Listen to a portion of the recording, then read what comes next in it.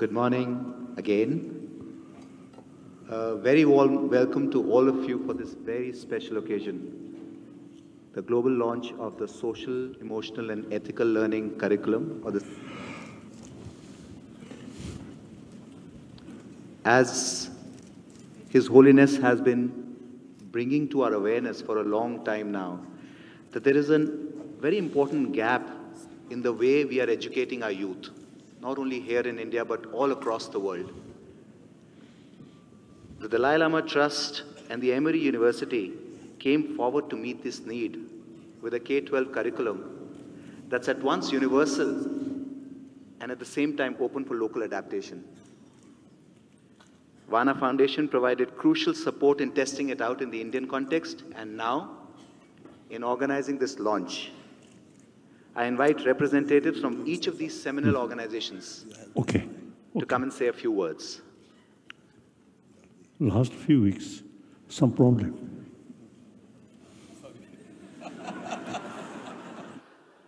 No secret, nothing.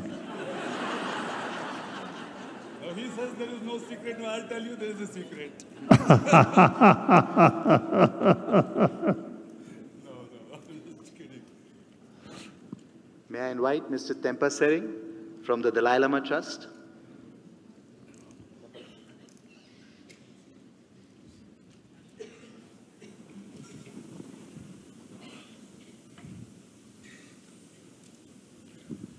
Good morning, everyone. Your Holiness, Mr. Manish Sisodia, Deputy Chief Minister and Minister of Education, Delhi Government, Mr. Kailash Satyarthi, Nobel Peace Laureate, may I, on behalf of the host organizing this event this morning, Emory University, Vana Foundation, and the Dalai Lama Trust, welcome you all to this groundbreaking event to launch the secular ethics, which is often referred to, but today we call it social, emotional, and ethical learning. Your Holiness, we have here today educationists, civil society leaders, philanthropists, and students from 37 countries, 104 schools. We have also here today representatives of educational institutions and organizations who are either involved or have contact in education of 11,862 schools, mostly in India. Friends, we are gathered here for the next 2 days to deliberate, to discuss, and to strategize for the realization of an issue that concerns the future well-being and happiness of humanity.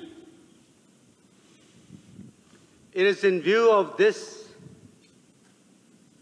important issue, curricula on social, emotional, and ethical learning was prepared by the Emory University on behalf of His Holiness the Dalai Lama, with his guidance, inspiration, and support. His Holiness believes that as a result of modern scientific and technological developments, we have made tremendous development and progress in the fields of infrastructure, communication, and many other fields. And these have certainly brought in more physical comfort and convenience. But have you truly become and correspondingly become happier, more contented? Unfortunately, as we all are aware of, today there seems to exist more mental distress, more violence, and more greed. Also, as a result of extraordinary modern development in the field of communication, the world has become smaller and the human beings have become more interdependent than ever before. But have you become correspondingly more compassionate and more caring to each other? But unfortunately, again, there seems to exist more competition, jealousy, and greed, which leads to more hatred and selfishness. This then is, by and large, the state of the world today. His Holiness firmly believes that the basic nature of human being is kind and compassionate. But the state we are here today is because of the unbalanced education system which places more emphasis on the development of intellectual capacities and neglecting development of compassion and warm heart. We stress more on the individual than on the community.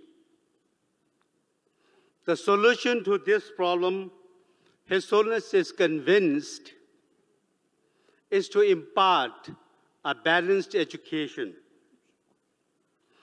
educating both the mind and the heart, to make human beings more compassionate and less self-centered. In fact, this is His Holiness's passion, this is his commitment, and this is his vision for a better world, a more peaceful world, a more harmonious world. His Holiness often says, I have just 2 hands and needed more to effect changes in this world. Friends, we are gathered here today, coming from different parts of the world, to give His Holiness this much-needed helping hand. Thank you very much.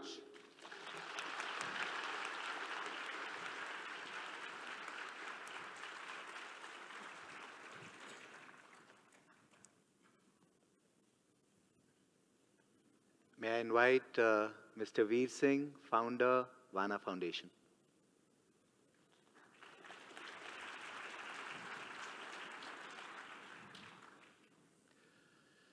Friends, respected gurus, scholars, teachers, Kailash Satyarthi ji, Manish Sisodia ji, and respected, beloved, and our most precious ocean of wisdom, His Holiness the Dalai Lama, Namaste.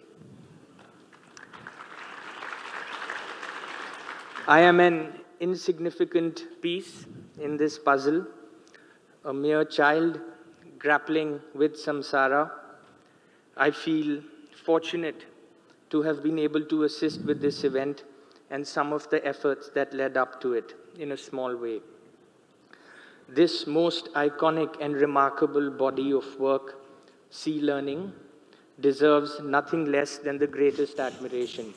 But more importantly, it deserves to be used, applied, and positively exploited for everyone's benefit as much as possible. When I first read the Sea Learning framework and curriculum, I was awestruck by its quality, sensitivity, academic rigor, practicality, and global application. It is a testament to the tremendous hard work that Geshe Lobsang Negi, his wonderful team at Emory University, and many eminent advisors have put in. It would not be unfair to say it is amongst the very, very best frameworks of its kind. Whether you are an educator or not, I would encourage all of you to read it. And of course, it is yet another beautiful manifestation of His Holiness's profound wisdom, love, boundless compassion, care, and concern for us all. It is wonderful to have this event in India, one of the fountains of spiritual wisdom for the world, and the land of the Buddha Shakyamuni. We are here with one of his greatest teachers and practitioners, His Holiness the Dalai Lama, a son of India, as His Holiness often calls himself, a teacher I revere and love. As an Indian, I cannot help but feel an immense sense of gratitude to His Holiness, who constantly reminds us of our profound heritage of wisdom, and who tirelessly encourages all of us, citizens of this one planet, to abandon unvirtuous action, to cultivate everything that is virtuous, and to train the mind, just as the Buddha did 2,600 years ago. As an Indian Buddhist, I feel strongly that this ancient wisdom is as contemporary today as it was over 2 millennia ago. As life becomes ever more complicated, the earth ever more depleted, and the mind ever more overwhelmed, there is no better time for us to embrace sea learning. There is no better time to begin a thoughtful journey to help cultivate the right values in our young and to prepare their minds for life ahead.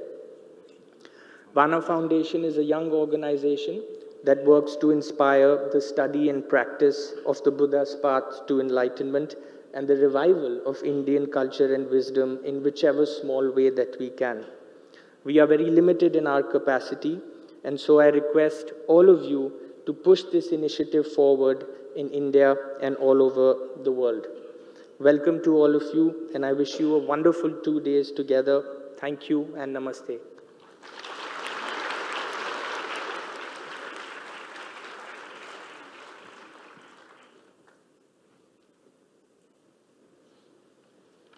May I now invite Dr. Robert Paul, Dean Emeritus, Emory University.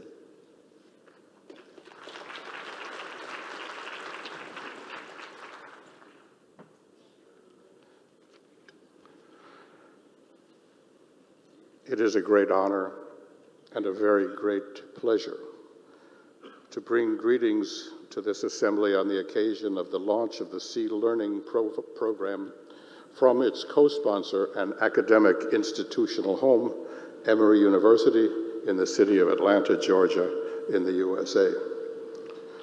On behalf of Emory's president, Claire Stirk, I convey to you Emory's high hopes for the success of this project, which could not be more timely or more in keeping with Emory's mission. It is that mission to educate both the mind and the heart, so tirelessly and eloquently espoused by His Holiness the Dalai Lama, that has brought Emory together with His Holiness, who serves as Distinguished Presidential Professor at Emory. We're proud to partner with him, as well as with the Dalai Lama Trust and the Vana Foundation, to establish what is the most ambitious and far-reaching project yet of Emory's 2 decades-old collaboration with His Holiness, whose wisdom has successfully guided us in the past and whose commitment, whose service of all humanity has inspired and continues to inspire us. No one can doubt that the world is entering a tumultuous era with tremendous challenges, but also with ever-increasing knowledge about how to deal with the problems that face us. And there is one great resource that stands above all others that will lead us to a better world or allow us to be overwhelmed by the forces of divisiveness, destruction, and despair. That resource is our children and our children's children. What the world will become in the coming years will be determined by the choices these next generations will make and the actions they take in relation to others with whom they will share this small and very vulnerable planet. Forming these children into the kinds of adults who will not only have the skills to work on solving the great technical and scientific challenges of the coming era, but will do so in a spirit of generosity, forgiveness, understanding, and compassion for others. This now stands as the most important task facing today's adult generation. We now know that these qualities can be taught and inculcated just as can the skills of engineering, mathematics, and science. And therefore, we recognize that no more worthwhile task confronts us than developing educational systems that address both the heart and the mind, teaching our children both knowledge and the emotional, social, and ethical understanding of self and others that together unite to create genuine maturity and wisdom. Emery's motto, "The wise heart seeks knowledge," perfectly captures the project of the Sea Learning program, and our meeting of minds and hearts with those of His Holiness and all those gathered here gives us hope and excitement about the launching of this all-important effort. In closing, I want to thank and congratulate my former student and now colleague, Lobsang Tenzing Negi, who has led us in this crucial and promising endeavor. There are many others, too numerous to mention, who deserve much credit, but there is no doubt that without Geshe Lobsang's energetic and effective leadership, this event and this program would not be happening. Thank you very much.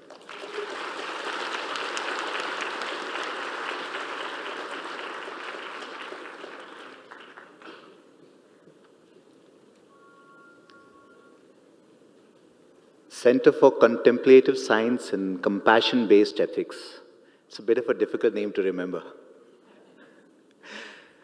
But as I deliberated about each of these words in the name and took in the import mindfully, it was not just not difficult, but so apt that this center at Emory University holds the central responsibility for developing this Sea Learning curriculum. I invite the Director of Center for Contemplative Science and Compassion-Based Ethics, Dr. Lobsang Negi, to come and share with us about the Sea Learning program. Are you going to do it from there? That's fine if you want to do it from there. People may want to see your face more clearly. It's up to you.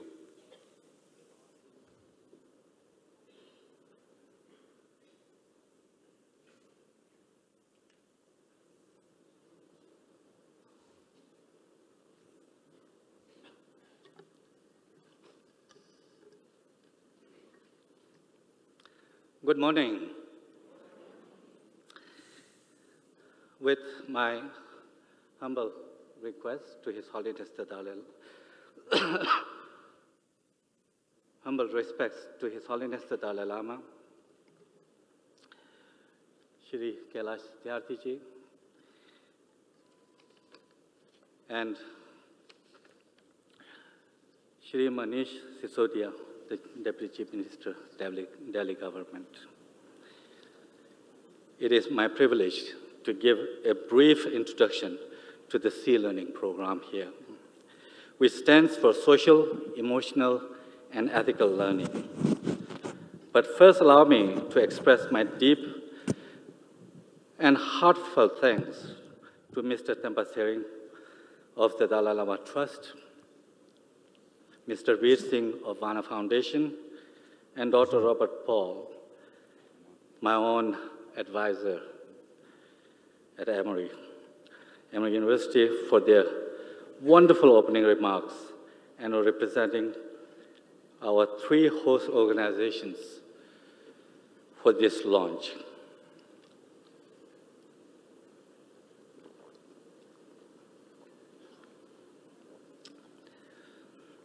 Please allow me also to acknowledge what a great honor it is to have the presence of His Holiness, the Dalai Lama, here to globally launch this program by unveiling the Sea Learning curriculum.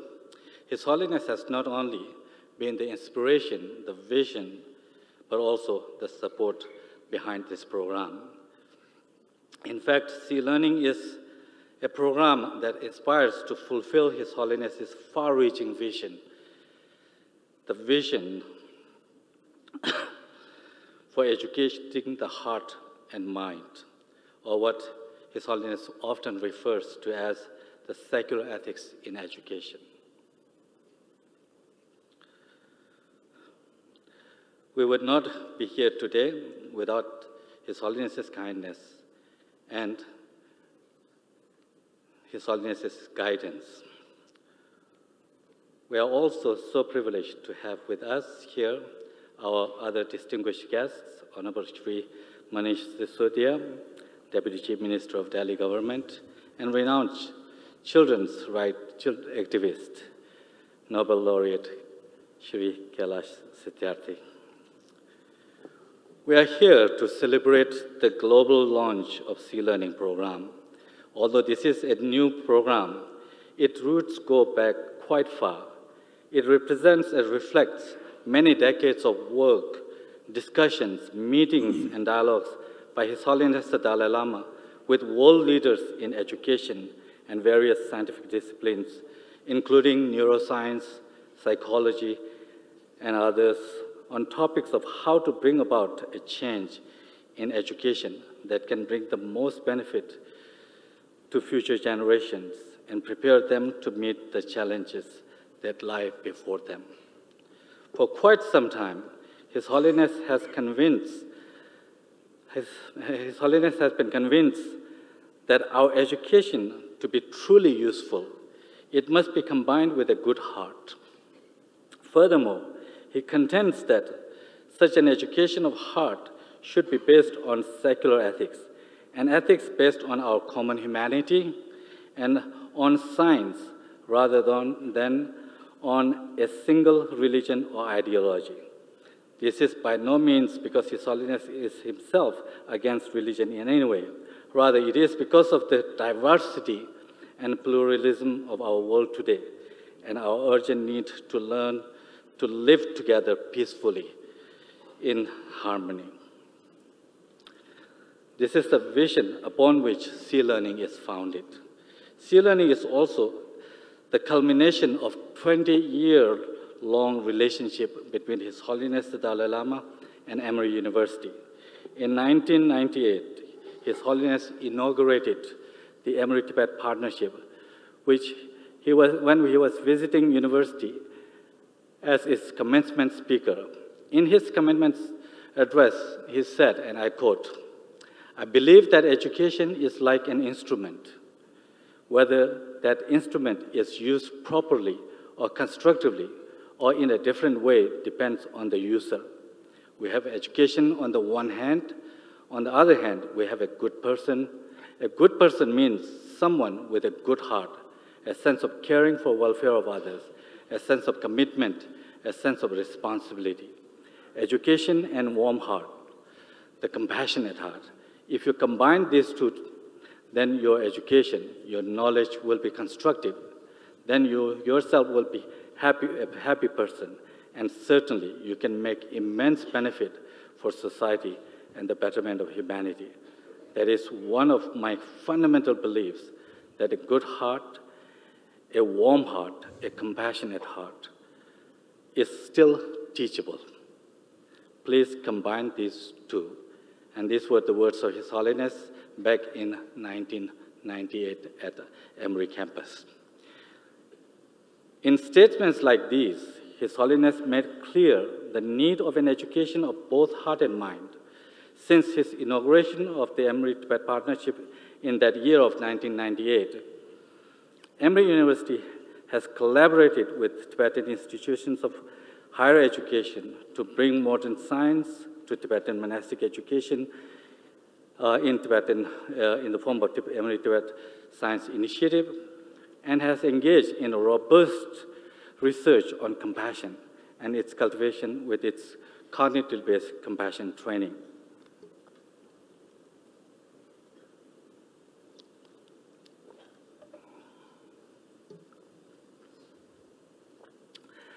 The purpose of all of these efforts has been to bring modern science and Western intellectual tradition into dialogue with the Indo-Tibetan tradition, which His Holiness often fondly refers to as ancient Indian Nalanda tradition of critical inquiry, a tradition that has spent millennia examining the inner science and nature of the mind and emotions.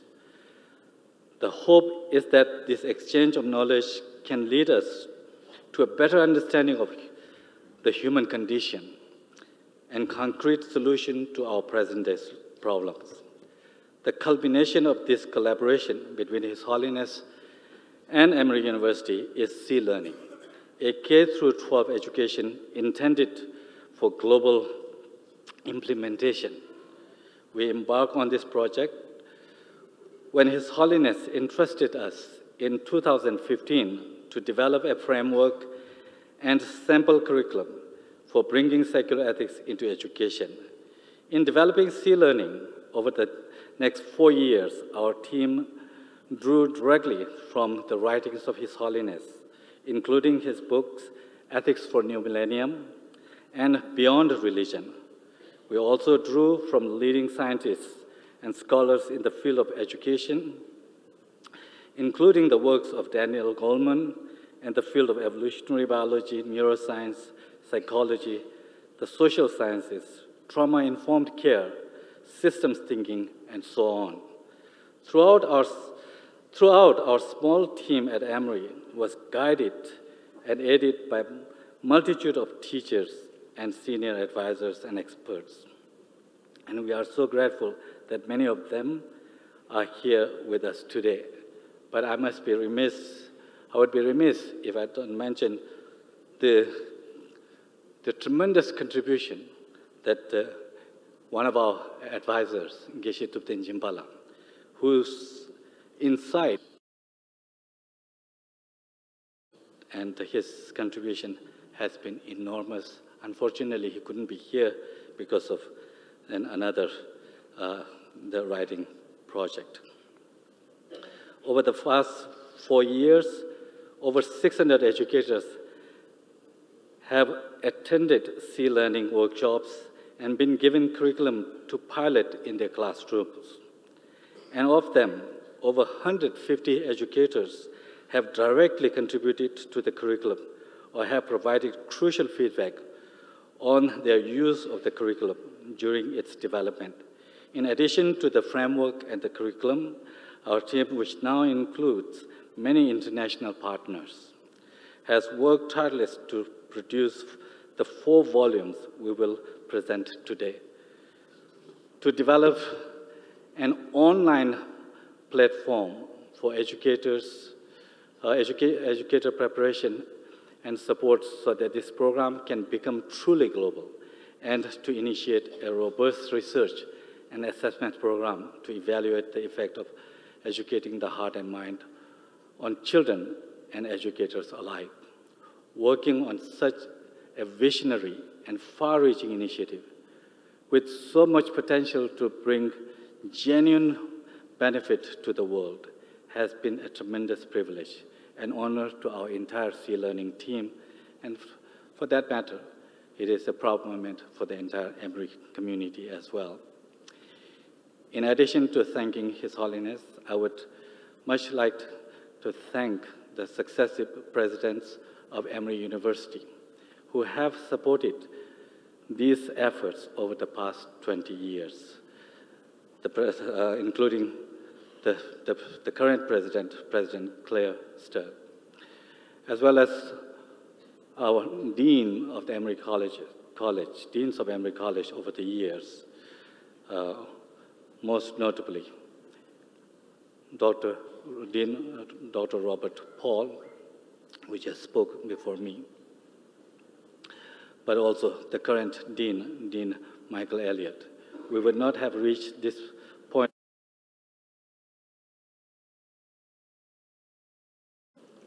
It is now my great honor to request His Holiness the Dalai Lama to formally unveil the 4 volumes of early elementary, late elementary, and the middle school curricula, and the Sea Learning Companion. It is our honor to also present these volumes to Nobel Peace Laureate Shri Kailash Satyarthi and to the Honorable Shri Manish Sisodia, the Deputy Chief Minister of Delhi Government.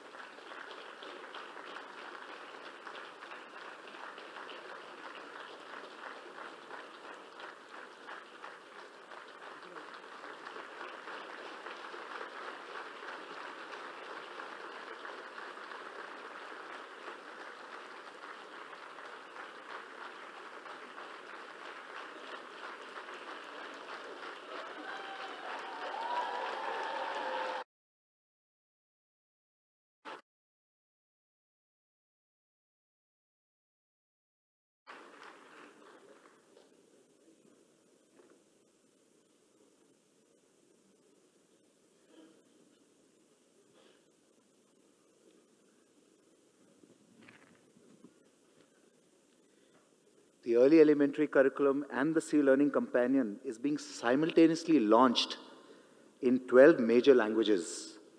Not only the 6 UN languages of English, Arabic, Chinese, French, Russian, and Spanish, but also Tibetan, Hindi, Korean, Mongolian, German, and Portuguese.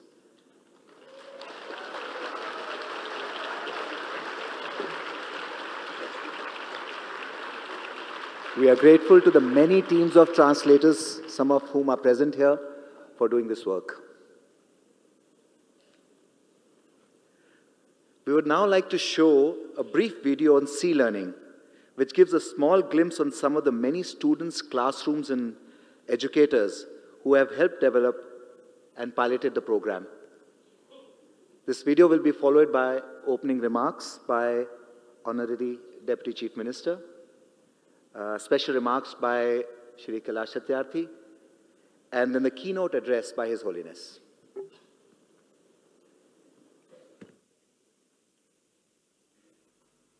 Can you tell me what the future is going to be like? What do you mean by the future? I don't know. I feel like the future definitely it'll have robots. People will be less mean to each other. I think everyone's going to become friends. I feel like it's a boomerang. So you give out the kindness boomerang, and then the kindness comes back to you. The Dalai Lama had this vision of being able to offer a curriculum for free to anybody in the world that gets people to think about what it means to be a good person. Our education system's set up to teach kids a lot of facts about the world, but not really how to make meaning out of those facts. The collaboration between His Holiness the Dalai Lama and Emory University led us to undertaking this new program called Sea Learning, Social, Emotional, and Ethical Learning. Sea Learning is many different initiatives in education together for the first time social and emotional learning, compassion and ethics, attention training, trauma and resiliency skills. You put all of it together, and then you put in some really hands-on activities that get kids excited. Sometimes I have some problems with my friends. I use Learning to help me calm down. Every teacher feels frazzled. Every teacher feels like they're doing too much. Weaving Learning in makes everything else I'm doing work better. I think it's really exciting to hear that there's going to be an online platform. Having an online platform for Learning is a key. Teachers from around the world can get that training. It allows us to have that conversation and to learn from each other. I hope that in the future, my generation can change things, hopefully. I think maybe the world can be a kinder place. I was kind before, but now I'm kinder. Learning is about, first and foremost, bringing that inner change, being kind towards each other.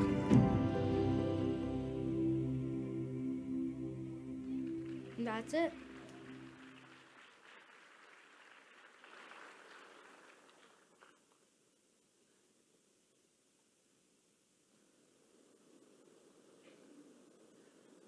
We have the honor of having in our midst the Deputy Chief Minister of Delhi and also the Education Minister, Mr. Manish Sisodia. The Delhi government, under the leadership of Mr. Manish Sisodia, has taken many unprecedented and path-breaking educational initiatives that have brought in a lot of changes here. It's been a talk of many parts of what is being tried out in Delhi. But not only that, what really warms my heart personally is how the boundaries between, the sectoral boundaries between government and NGOs and individuals have gotten blurred. We're all human. And it's opened up so much space for people from any walk of life who want to contribute to public education. They can come in and contribute. So Mr. Manish Sisodia, please.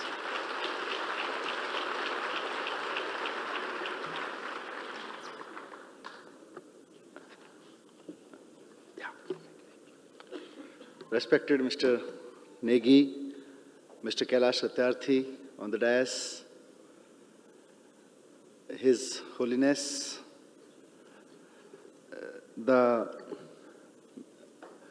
all the holy souls present in this hall, let me start by saying good morning to all of you. Good morning. Thank you very much. It's a pleasure indeed to be part of this historic ceremony of humankind. Because as an education minister, I can say, and as a human being, as a citizen, I can say that this SE learning course material is one of the greatest gifts to humanity. That's the only thing. Emotional and ethical learning is the only thing that we, all human beings on the earth, are really looking for, and really we want this today. Especially at a time when the entire world is trying to solve the problems of hatred, problems of violence, through rules and laws being made by the governments every day, and the weapons being purchased every day. What we are trying to do, we are trying to buy peace through weapons.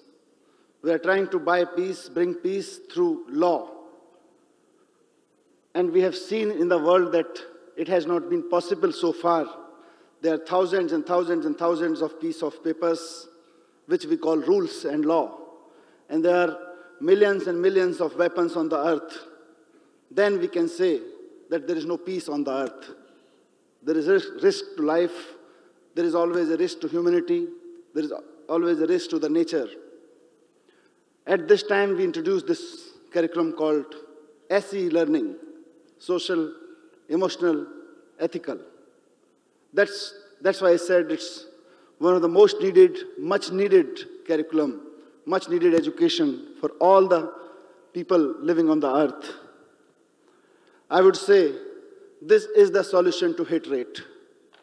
This is the solution to violence. This is the solution to all the divisions that we are living with together. This is the solution to make human being one.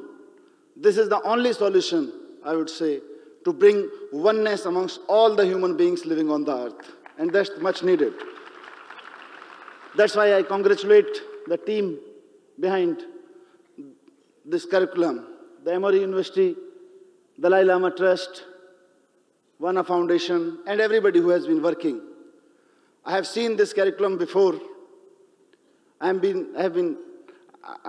was under discussion, and I've got an opportunity to see the curriculum in advance, and I found this is the scientific way to teach ethical and emotional science. We can say, and we know from our histories, that there has been hardly any time on the earth when we have not been looking for ethical education or emotional education. We have been trying to do so earlier also. But unfortunately, all our efforts to teach emotions and values and ethics have been limited to preaching. You can't preach ethics. You can help the students, the next generations, to learn and live with ethics.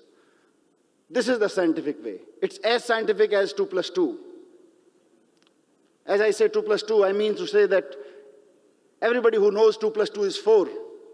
Whenever a situation comes and someone says 2 plus 2 is 5, one can agree. All the people who knows 2 plus 2 is 4, nobody can convince them that 2 plus 2 can be 3 or 5 also. So it's as scientific as 2 plus 2. That's why I said this curriculum, I have gone through this. And that's why I said I'm grateful as a human being, I'm grateful to the team who has prepared this curriculum. With the blessings of His Holiness and the team who has worked on it, Delhi government schools have already been blessed by a curriculum called Happiness Curriculum. It has been, and I won't hesitate to say that many of the things that we have been teaching in our schools in last 1 year in the name of Happiness Curriculum, we have borrowed them from the teachings from His Holiness. Most of the things. And the results are tremendous.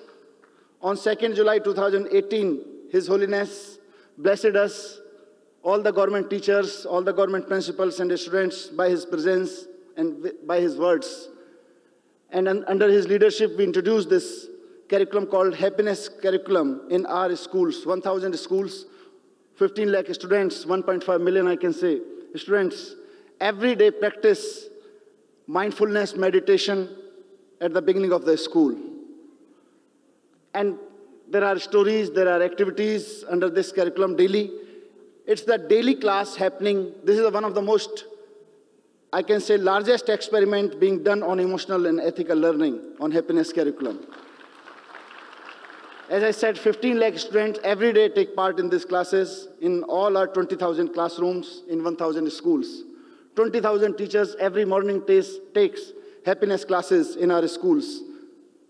Mindful meditation, activities, stories, and results are, as I said, tremendous. I'll just put 1 or 2 small anecdotes before this house so that one can understand where this C-learning can lead to the world. And it's better that we adopt this. All the schools in all the countries should adopt this as soon as possible. I'll just give you 2 anecdotes from my classrooms. One small girl, the outcome comes from the parents and teachers. Many of the principals have told me in my schools that students in our schools are now behaving in a more calm manner. They are not being as rowdy as they used to be at that point of time before introduction of this curriculum. Behavior changes are there. But one mother told one of my teachers, she came to school and asked us, what are you teaching these days to my students? She said, what? Why? Is there something wrong? No, she said, nowadays, my child has, when he comes to house, he has been, earlier it used to be his rowdy behavior when he used to come back to home after school. And I used to request him to have food, and he always used to say, no, abhi nahi.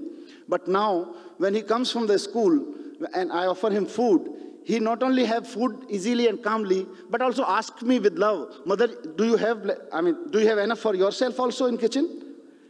And not only this, he actually sometimes go back to kitchen and actually looks, because these are have-not families, the very poor families.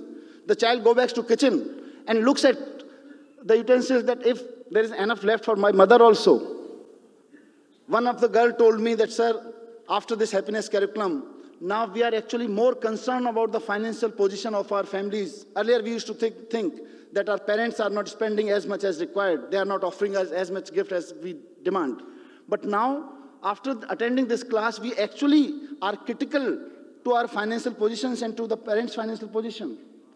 So there are so many. One of the teachers told me that the greed of collecting more and more saris has gone away because of this happiness curriculum. Yeah. So these are very anecdotal, but very beginning. This has been 1 year only. The scale is high, so we can understand that the penetration would be much and much deeper with the process of time. But again, I would like to say that we learn more from this SE curriculum. We would like to adopt this as soon as possible, as fast as possible, maybe in the name of happiness or maybe in the name of C curriculum. But yes, future of the human being, future of the earth, future of all the nations is in SE learning. So thank you very much for making this possible for all human beings. And thank you, His Holiness Dalai Lama, for blessing us.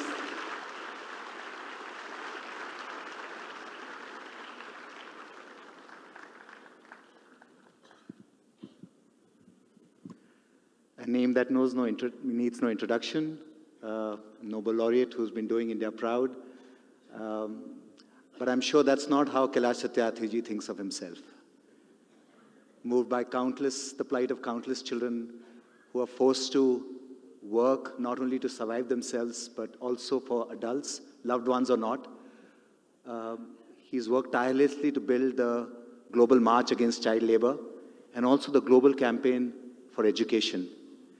May I invite Mr. Kailash Satyarthi to share with us how he sees C-learning to be relevant in his heart-rending context. Your special remarks, sir.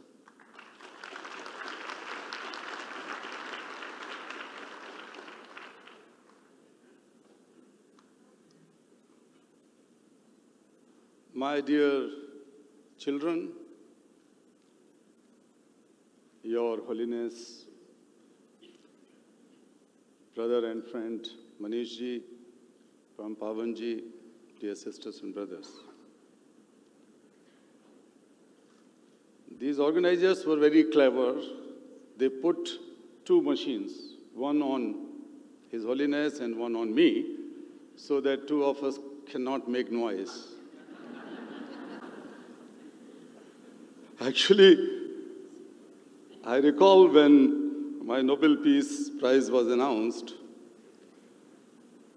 some journalists and friends told that, "Oh, Kailash ji, such a great news that you are going to join the company of those 20, 25, the tallest moral leaders of the world." I said, yes. But then I immediately said that I'm sure that I'm going to join 2 more children. Little elderly, more wise. And they were asked, "You work with the children and live with the children for all your life, and you think and behave like a child. Who are these 2 more children?" I said, "One is Archbishop Desmond Tutu, and the second one is the Holiness the Dalai Lama." So if any 2 of us meet, the laughter and noise is bound to happen.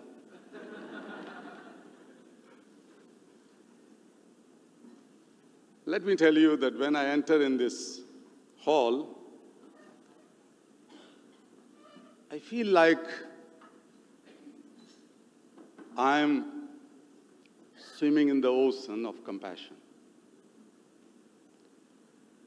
Your smiles emits compassion and love. and kindness. I don't know your positions, your academic qualifications, but one thing I can tell you, that you have brought tremendous positive energy. And I can also see many people from many other parts of the world. I welcome you in India.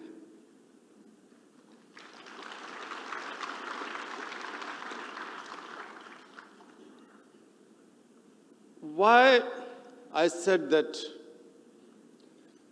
he is a great mentor, motivator, and a friend like a child. Because for me, childhood is not an age.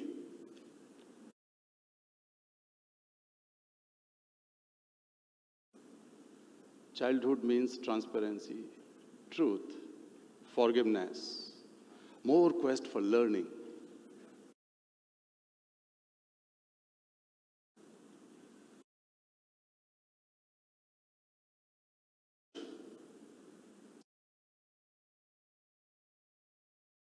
The world is much more beautiful, much more lovable.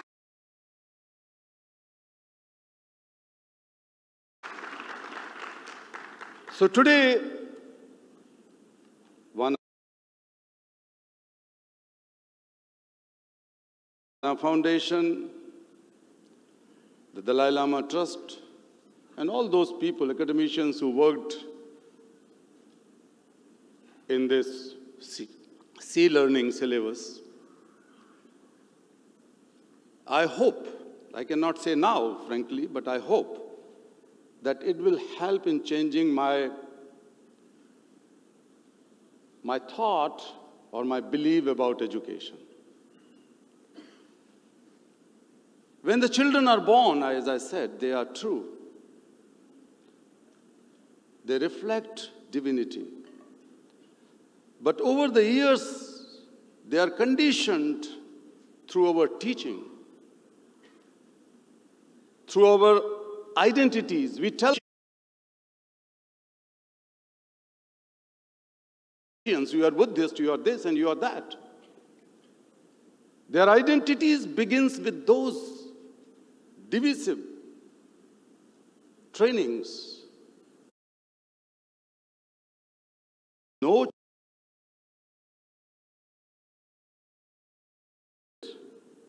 We teach them to be Hindustani, Indian, Pakistani, Bangladeshis, African, American.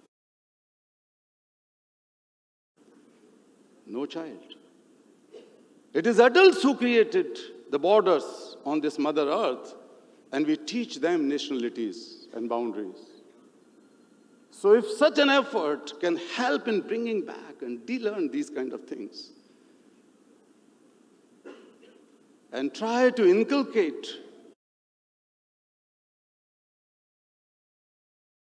and I'm sure that those who worked on it might have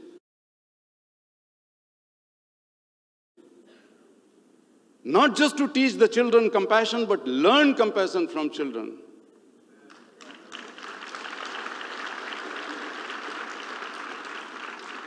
In all my life, in 40 years, 50 years of my work with the children, I try to learn.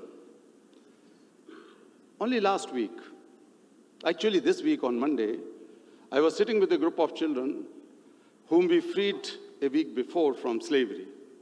They were all trafficked from Bihar to work in Delhi, in the capital of this country, as slave laborers, trafficked ones. 9, 10, 12, 13-year-old. They worked in toy making, in fact, the car making. They were making plastic cars. The youngest one told me, when I asked that, did you ever play with these cars? He started crying. He said, no. I was not allowed to play with those toys. But yes, I used to play when I was a child, because his sense of childhood has been lost. He says that I used to play with the pieces of stones in my village, and now we are beaten up if we try to play with those. When he started crying, before any teacher jumped into him, a son started kissing. Here you learn compassion. You can learn compassion from children. You can ignite compassion through that. I'm not going to speak much about it, but let me underline a few things. One is that all religions on the earth and all revolutions, political, social revolutions, were born out of one spark, and that is compassion. And compassion is not simply an empathy, it is not sympathy, it is not just kindness, it is not the feeling for the suffering, and then a drive and desire to change that situation of suffering. A lot of work, a lot of research has been done on it. And I'm happy that more research is being done. But let us go back to our children. Let us learn from our children. Today, when I'm standing here, in India, in my country, one child would be raped or sexually abused in 15 minutes. Today I am standing here, 152 million children must be working as child laborers in extremely subhuman conditions in one other part of the world. I work across 150 countries for last many decades. When I sat with a child who was badly injured working in a cocoa bean farm field in Ivory Coast. And when I asked that ingredient of chocolate, he looked here and there and asked other children, what is chocolate? And then all of them said, they have never tasted chocolate. I sat with a girl, 7, 8-year-old girl, tiny girl who was stitching footballs, and each time when she made a mistake, she used to suck her blood. And I asked that, my daughter, I assure you that I will free you one day. What is your dream? She said, what is dream? I said, khwab. What is khwab? I said, what do you want to become one day? She said, just one thing. I wanted to hit the proper football. I wanted to play with the football. This is the world we have created due to deficit in compassion. In our personal life, in our social life, in our political life, in our business life. So, dear friends, I can tell you that we all, each one of us, are born with the most precious divine gift. That is compassion. We ignore it. It is layered with our knowledge, our maturity, which makes us more artificial. It is layered with bias, fear, insecurities, and so on. If this most precious gift of God, compassion, is with us, let us not confine it to our children, our siblings, our biological ones. or our close friends. The God is not so meager if there is a God. Then this God has given ocean of compassion, and we all can fit into it. We all. We have to open it, then we all can swim, as I'm swimming today with all of you, the ocean of compassion. So, dear friends, I hope that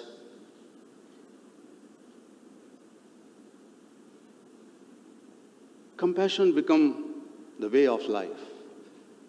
A life, you need not to learn it, it should be the part of you. Let us see that how we can inculcate making business, which is killing humanity, which is killing planet and everything. Business with compassion. Let us think of politics with compassion. We have seen that how the politics has been degraded. Look at their faces. Listen to their speeches. Anywhere in the world, the whole soul of globalization is squeezing. We are becoming more and more localized. Look at those politicians. Let us do politics with compassion. Let us promote politics with compassion as a human being, as a citizen, as a civilians and responsible people. This earth, this planet belongs to you. So ask your politicians to be compassionate. And if they are not, I know. And you know better than me. And the religious leaders, faith leaders should also learn compassion. The soul is gone. The big churches, the big temples, the big mosques are built. And sadhus, babas appear on the television, not 24 hours in 24 hours of the day, but maybe 30, 40 hours a day. So let us love ourselves, but let us love all, and that is possible when we learn from our children. Thank you so much. Thank you.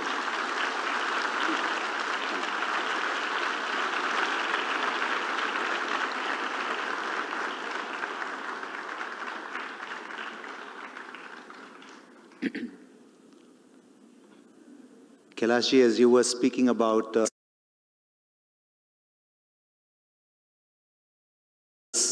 trust these identities over them, and probably that's how we create these barriers to compassion, which is already existing in the children. 18th century mystic poet Kabir, I'm sure many of us have heard this. He says, "Sab aaye ek hi ghat se, utre ek hi baat, बीच में दुविधा पड़ गई, हो गए 12 बाट." What he's saying is that we all came from one place. We walked the same road. Duality threw us into doubt. And now the road has been split into dozens. His Holiness, whose heart beats in compassion for the 7 billion plus humanity that's often caught up in these narrow identities of its own making, whose vision that is at once universal and also beyond these narrow affiliations. With his relentless pushing, he's been the one key instigator of this whole enterprise of the development of the CE learning curriculum. His Holiness.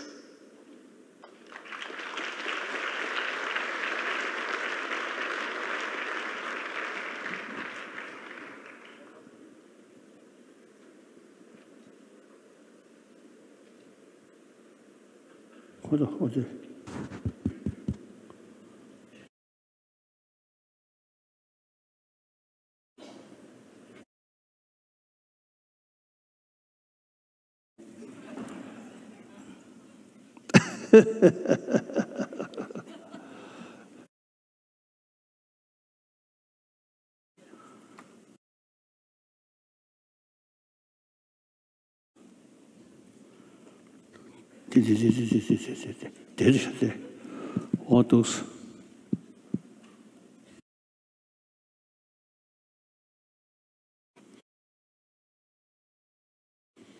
Rakimdo.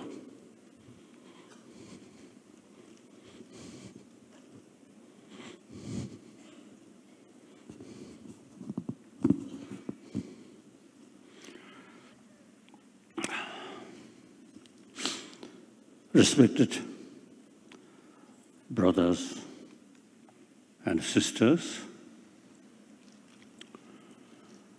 indeed, I am one of the 7 billion human beings. So this kind of gathering, thinking or discuss well-being of humanity, I very much appreciate. Then,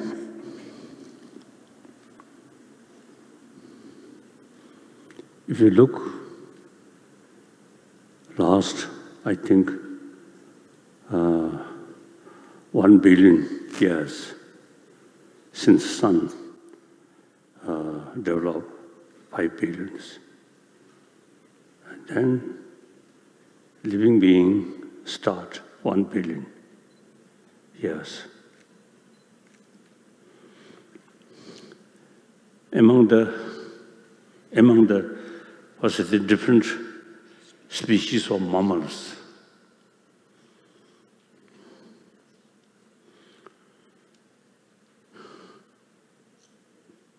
I think we human being most mischievous.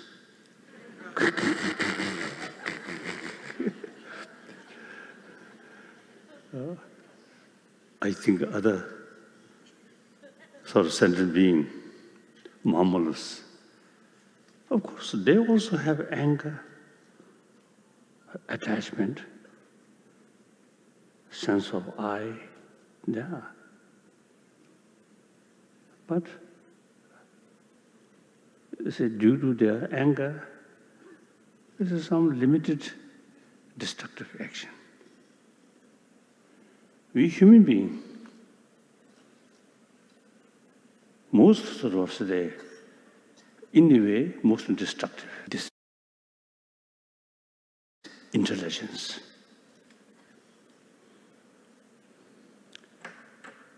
So, our intelligence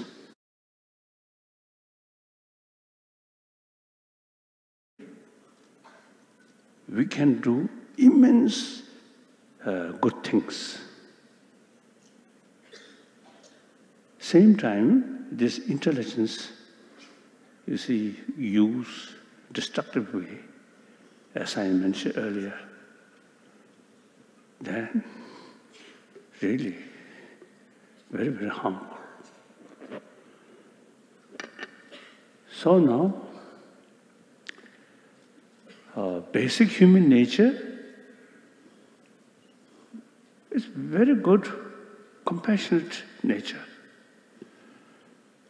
One example, my hero, Richard Moore.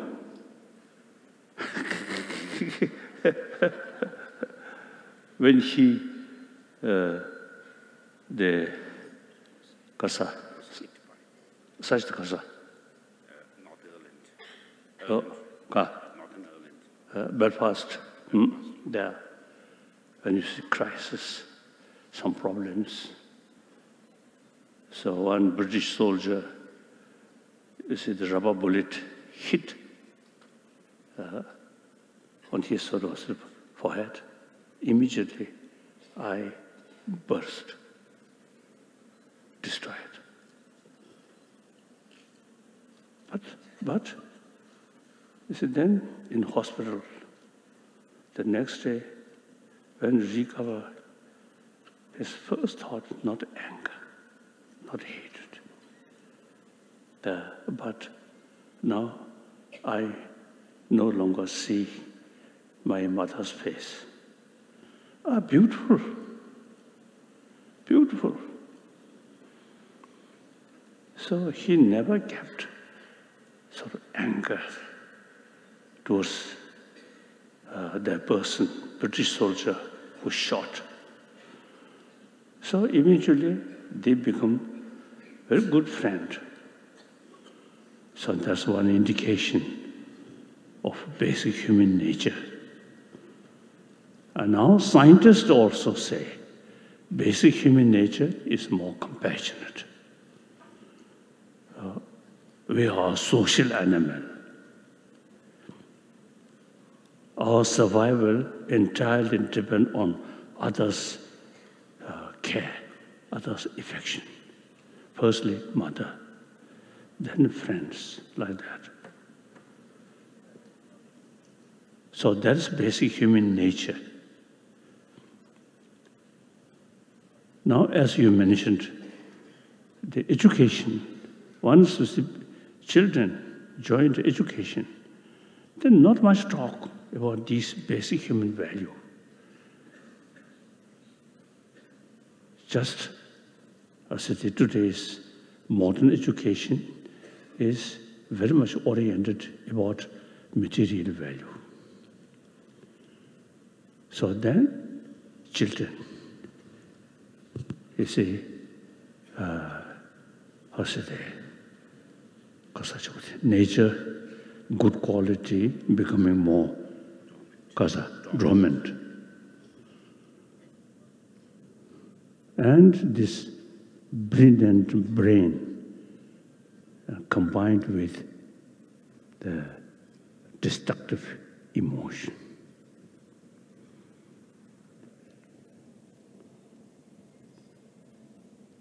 Since basic good nature, dormant, and then attraction about external things,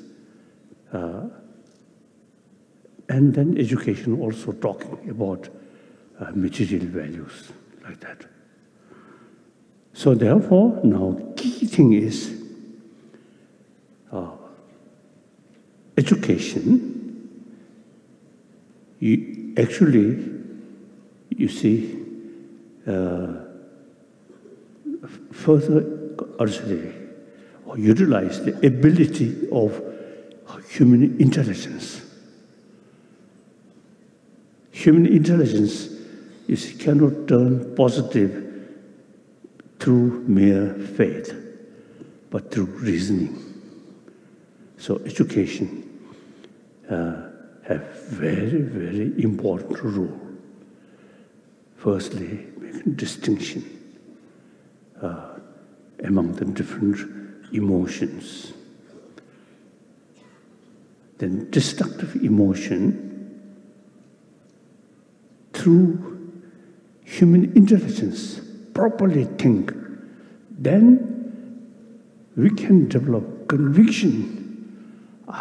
Destructive emotions such as anger, such as hatred, although it is supposed to protect oneself, but actually very harmful. That human intelligence have the ability to make distinction. Intelligence have the ability to see long-term interest, short-term interest. And intelligence can see more holistic. And also intelligence can see reality. Emotion cannot. When anger develops, short-sighted, immediate. And from now quantum physics, and according to quantum physics, and also some of the ancient Indian sort of philosophical view, the most of the destructive emotion is very much based on appearances. So therefore, intelligence analyze the reality, and we will understand the deeper level of reality. And firstly, we can develop the knowledge. There is gap, appearances and reality.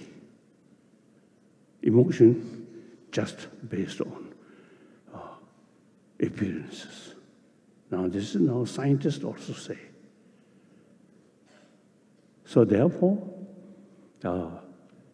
education is very, very important role to get understanding the reality and combine the sense of responsibility, that's compassion combined. So therefore, I really appreciate Emory University and concerns of people who really now pay attention for that. The result may not achieve next week, but I think next generation will come more sensible human being, more compassionate human being. Then not only individual become happier and family, but also entire world can be more peaceful, more genuine sense of cooperation and ready to share others' problem and helping each other. At the time now, global warming quite serious. So we really need a sense of one community. Eastern world, Western world, Southern world, Northern world, we are same. So as you mentioned, so we too much emphasis on differences, on because of nationality and races and religious faith. These are secondary. The important is we are same human being. We share this same planet. We have to take care of our environment. This is the only our home. If we, due to carelessness and due to global warming, if our world become desert, then there is no other alternative. Moon, night, blue sky, moon, beautiful. I think 1,000 years, people always say, poetry, always mention. But if you see, we try to settle there, hopeless. We will die. So no matter how difficult our world, this is our only home. So we have to take care of our environment. So in a way, in a sense, it's a sense of concern or compassion attitude, not only we human beings, but also other sort of animals, birds, some different insects. These, something like ornament. Mosquito may be exception. My relation with mosquito, not very good. So we have to extend our sense of responsibility, sense of compassion. Firstly, our own family member, then our own community, then finally entire humanity, then also different species of mammals on this planet. So that's all. Thank you.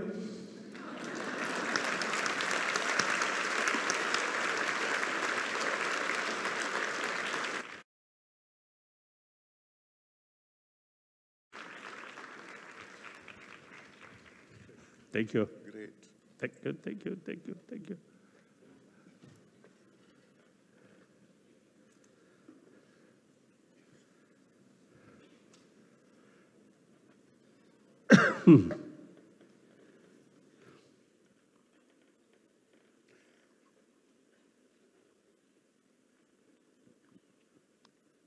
And now, may I invite on stage a distinguished panel of experts who have researched and studied the benefits of Sea Learning curriculum. We have Dr. Daniel Goldman, who's going to be here on a pre-recorded video. He's not been able to make it because of the pollution that we just talked about. His doctor didn't allow him.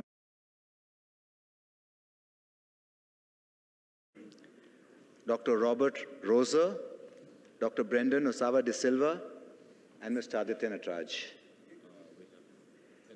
We have Dr. Lobsang Negi in the chair. Dr. Negi, as soon as he came to Delhi, he was, unfortunately, he fell ill. And in fact, he's come only late last night from the hospital. So thank you so much, Dr. Negi, for still making it here.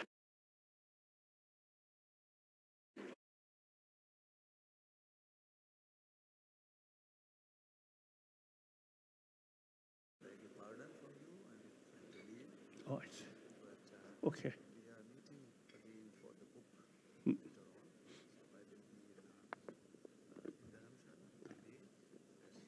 Oh, yes, most welcome. Most welcome. Yes, yes. Okay, thank you. Thank you. Thank you. Kailashi has to leave. I would like to leave. Elections are going. Oh, yes.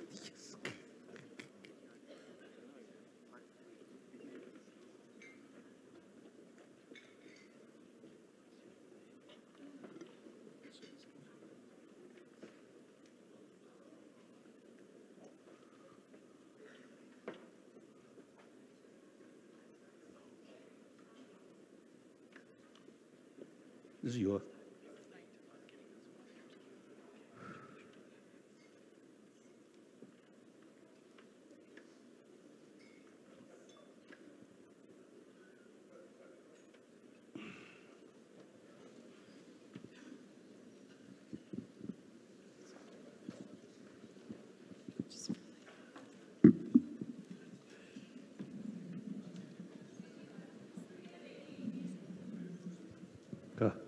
Oh. Okay.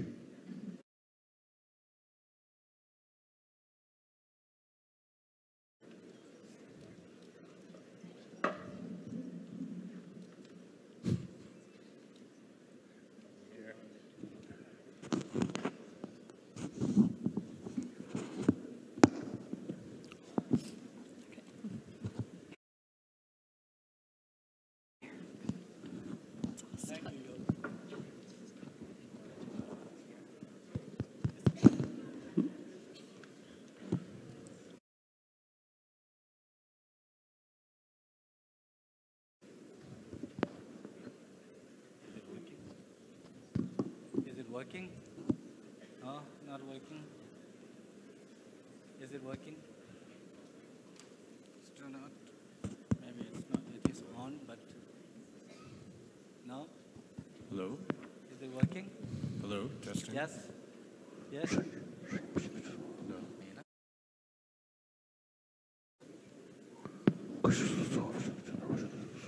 Is it good? Better? For such an inspiring speech. And that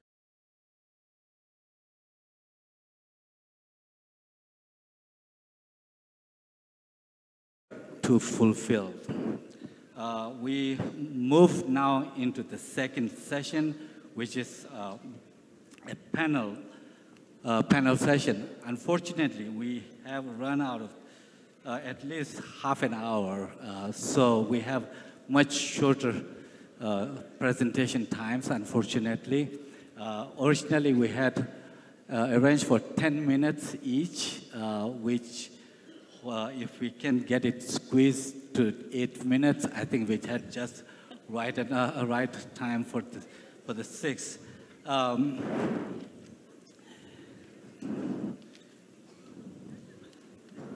So we will now move to the first panel, titled Educating the Heart and Mind, Mapping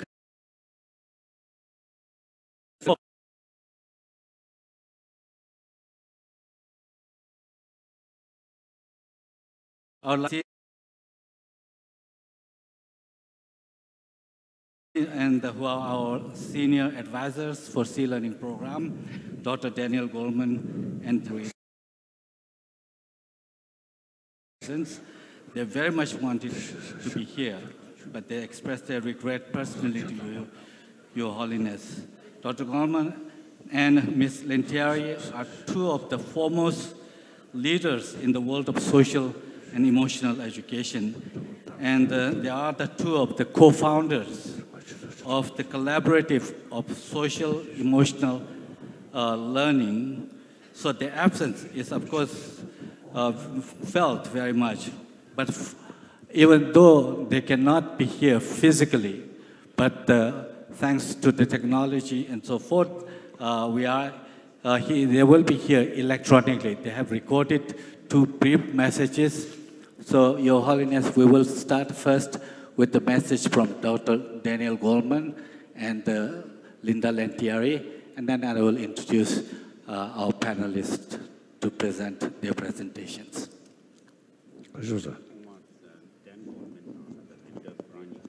When I wrote Emotional Intelligence in 1994, I argued for educating students emotional and social skills.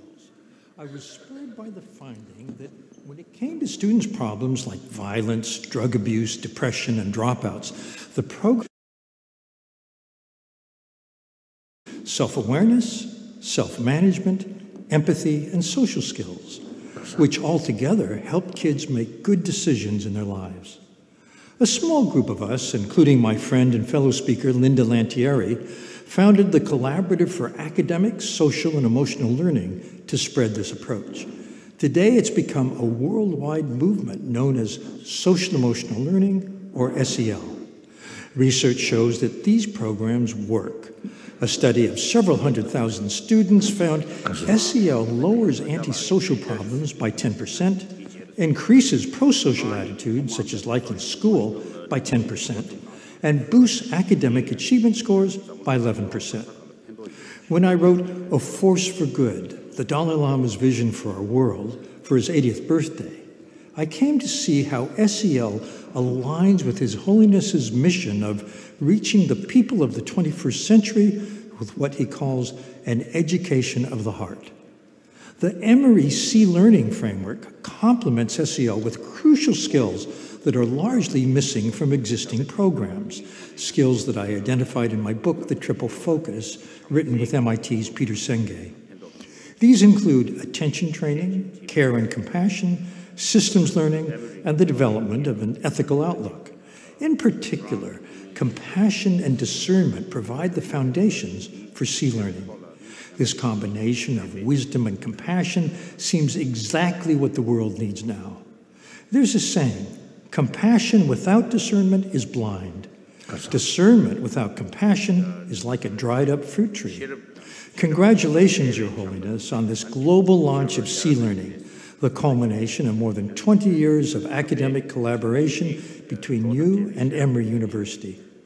My hope is that sea learning will be adopted far and wide and help more and more students far into the future. It represents SEL 2.0.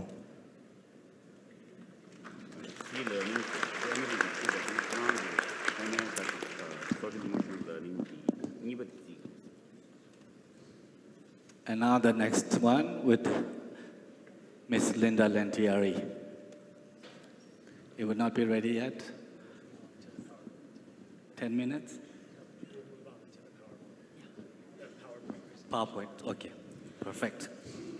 So, Your Holiness, our panelists include here today Dr. Kimberly Shonat Raquel. She is a developmental psychology and world-renowned developmental psychology whose work has focused on evaluating the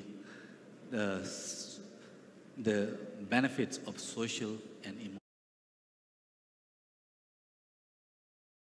The bios are in the program. Our second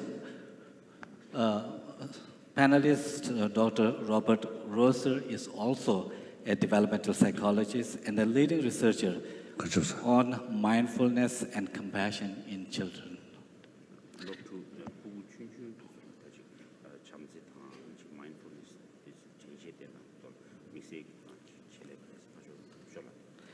And we have with us also my colleague, Dr. Brendan Osava de Silva, a member of Sea Learning team, in himself an emerging polymath, really a brilliant scholar, and he will be presenting this Emory Sea Learning.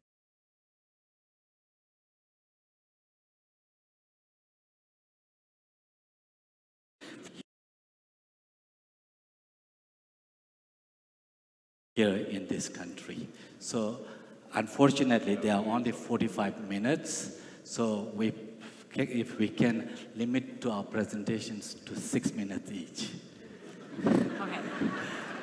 I'm going to talk really fast. 6 to 7. 6 to 7. Thank you. So I need the slides. PowerPoint.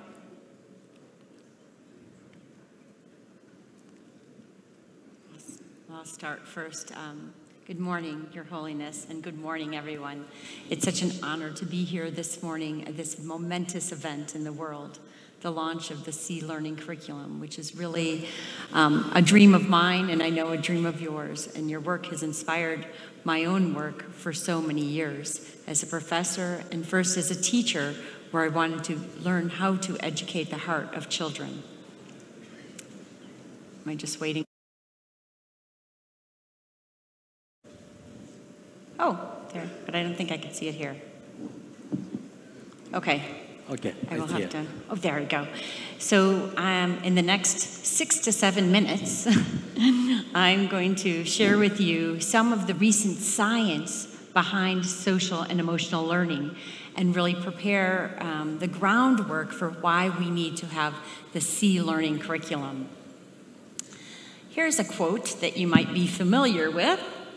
Educating the mind without educating the heart is no education at all. This quote was said by Aristotle centuries ago, and it still rings true today. But I'll tell you something that's different right now. We now have the science that supports it.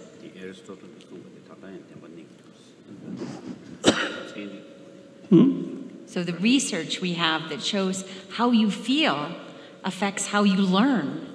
That when we're happier, we actually learn more. But why now do we need to think about bringing social and emotional learning? We know that there are extra challenges and risk factors that our children are facing. There's bullying, sleep deprivation. Children are not getting enough sleep these days. There's decreased empathy, as well as toxic stress. In particular, toxic stress that children every day are experiencing stress, not just at normal levels, but at very high levels in the conditions they face in the world. And that's leading to mental health problems, indicating that about 1 in 5 children have a mental health problem. And many of them do not receive the help they need. We also know from the science that stress is contagious.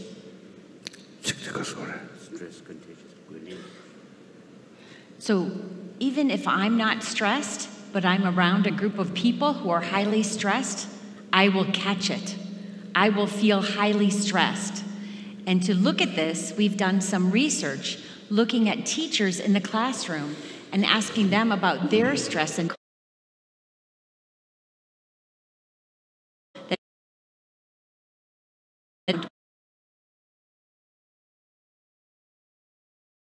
was fascinating. Those of stress and burnout had students with the highest levels of stress. So this idea of really educating the heart of children will not only affect the children, but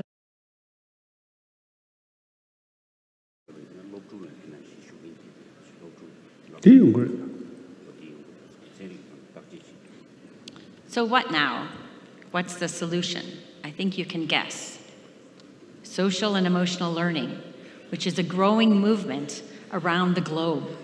That in fact, when you start look at social and emotional learning and look at what different countries are using social and emotional learning programs, there are 34 countries. But I heard today that there are 37 countries, so that is growing. So there's probably some countries we've left out.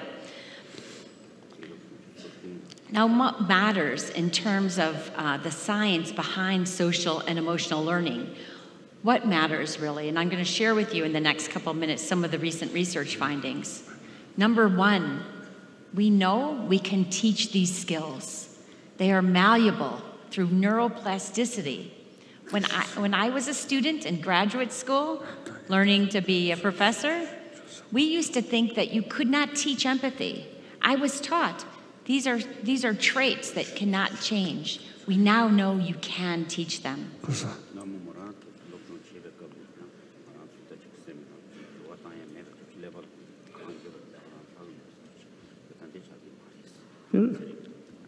We also know that social and emotional learning programs make a difference. They increase well-being, they increase both short-term and long-term positive effects. So, for example, CASEL, or the Collaborative for Academic, Social, and Emotional Learning, researchers there did a meta-analysis of hundreds of studies with 270,000 students. And they compared the students who had a social and emotional learning program to those students who did not. And what they found is that those students who had a social and emotional learning program not only became more socially and emotionally competent, had more positive attitudes, they decreased in their emotional distress or destructive emotions, but they also increased in their academic achievement by 11 percentile points.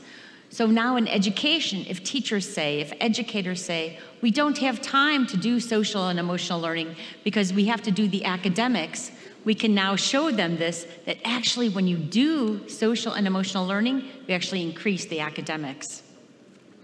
We've also learned that we've underestimated children's capacity for compassion. You've heard from other scientists that we are now saying that compassion is basic human nature, that we are born with this. So I'm going to show just a very short video, very short, geshe-la. But I first have to give you a bit of context. In Mexico, when children have a birthday party, they have something called a piñata, and they make a kind of a toy.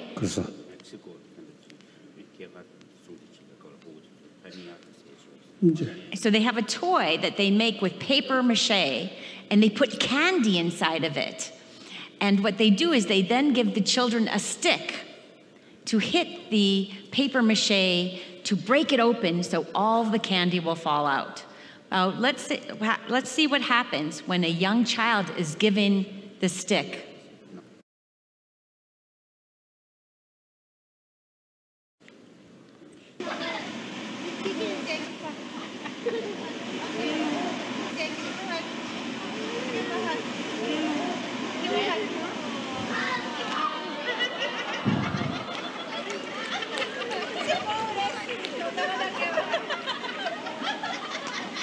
Again, illustrating that kindness is basic human nature.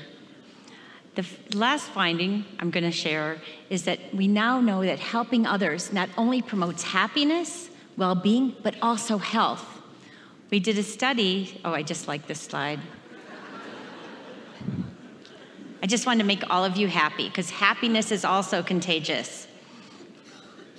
So we did a study looking at if volunteering among teenagers helps promote their cardiovascular health. And we randomly assigned students who went after school to help little children for 10 weeks and compared them to children who did not. And we looked at their cholesterol and their other dimensions of body mass index. And what we found, those students who volunteered decreased their risk for heart disease. Oh, good, I'm almost done. Okay, the last finding. We also know from the research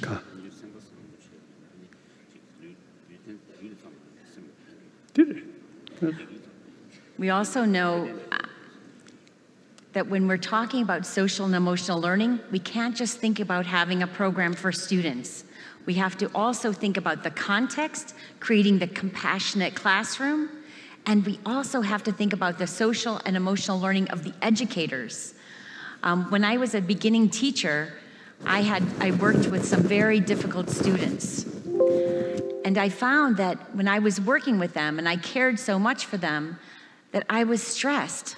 I would have stomach aches or headaches because no one was watching out for me.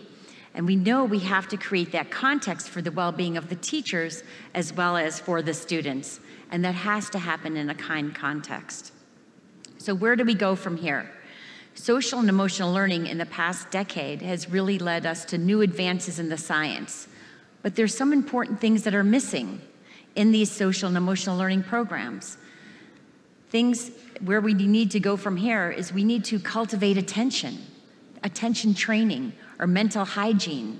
We need to have trauma-informed approaches.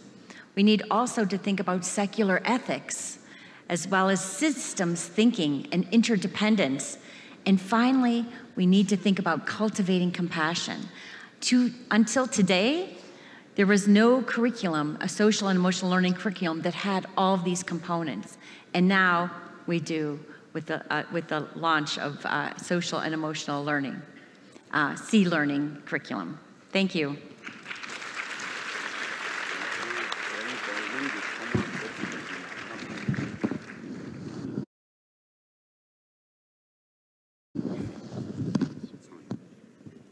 Thank you so much for finishing it just right at this time. And the next, now we have Dr. Rob Rosser.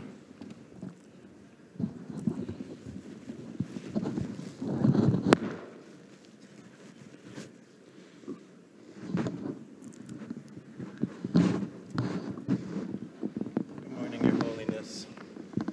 It's a great joy and an honor to be with you again and to be with Geshe-la and the C-Learning team and all of the educators assembled here and around the world.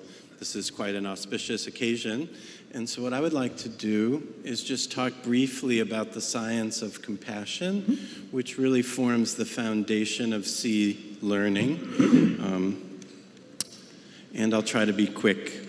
As you're well aware, Your Holiness, from your conversations with scientists, over the past 2 decades, a new science has emerged around compassion that challenges some of our long-held notions about human nature, as you mentioned this morning, revealing that the good in us is just as intrinsic to our species as, quote-unquote, the bad.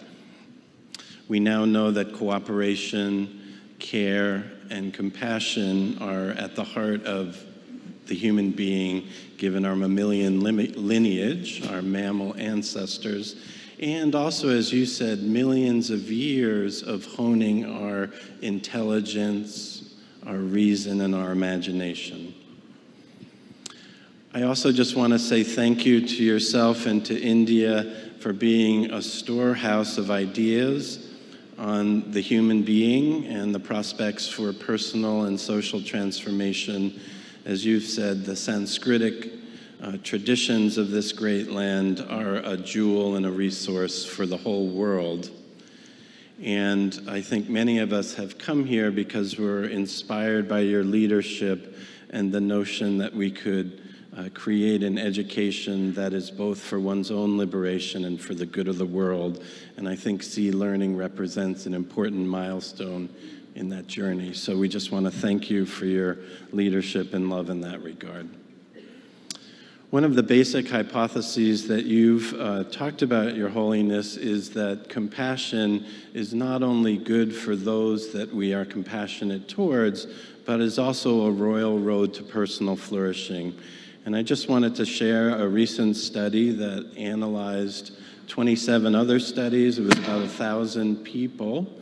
And this analysis revealed that, in fact, when we help other people, the data shows that the help giver is also benefited in terms of their personal well-being as much as the one who is receiving help. As you yourself have said, if you want others to be happy, practice compassion. And if you is catching up to provide some corroboration of that beautiful idea. As Kimberly said, one of the things that's been missing from the first generation of social-emotional learning programs, despite the fact that this is a royal road to flourishing, is this important skill of compassion, which we now think about in terms of receiving compassion for others, caring for oneself, as well as extending care to others. Well, what is compassion? This is sort of like bringing coals to Newcastle. As you know, compassion is a complex mental state endowed with a sense of concern that focuses on others with a wish to prevent or relieve suffering.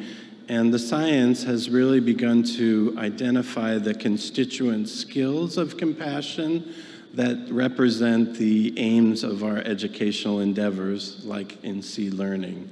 And so we now know we must recognize suffering. That is, we must be mindful. We have to understand this idea of shared humanity, that suffering is universal. We have to, in some ways, feel or understand the other's suffering and be able to tolerate that. And then there's this idea of being motivated to relieve this suffering and hopefully having some skills and knowledge regarding what to do. And as Kim said, we know that each of these component skills of mindfulness, empathy, emotion regulation, and kind motivation can be cultivated. I'm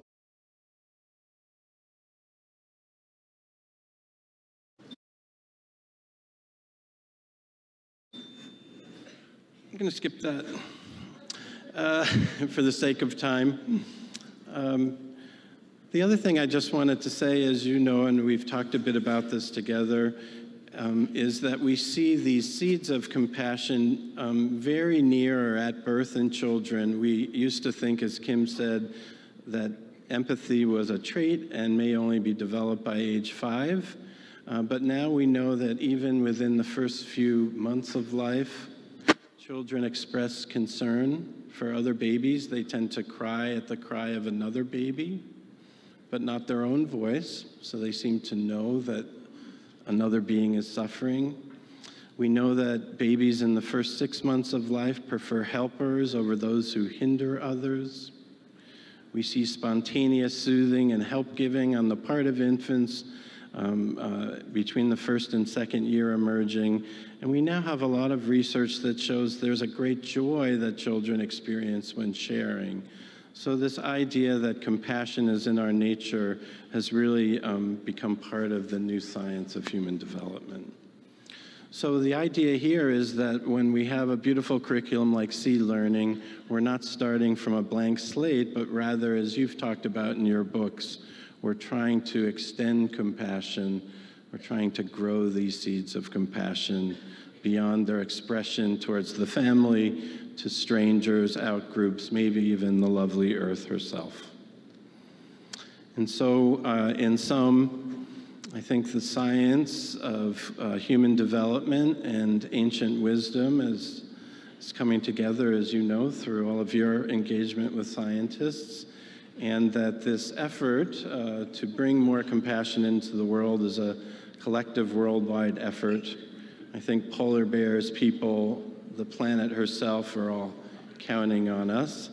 And as you yourself has said, if we have a noble goal, even if it's not reached in our lifetime, it's worthy to keep striving for it. So I'm so happy to be here to celebrate this great effort to do that in terms of C Learning.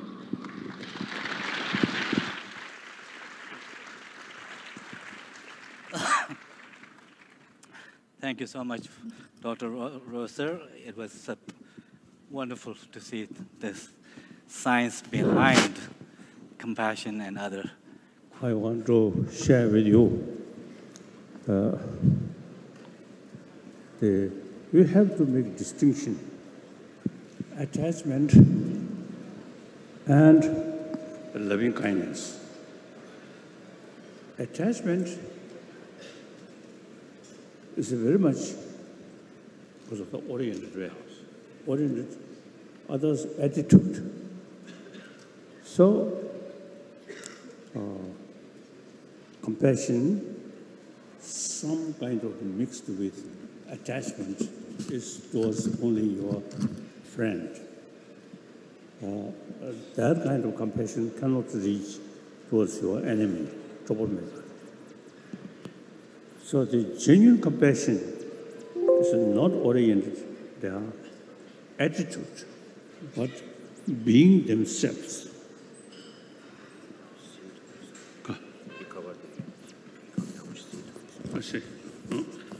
So, I think also testing of compassion is genuine compassion or not, is imagine troublemaker. And then what you feel? That troublemaker also is one happiness. Yet he is passing through some difficulties. So then develop sense of concern.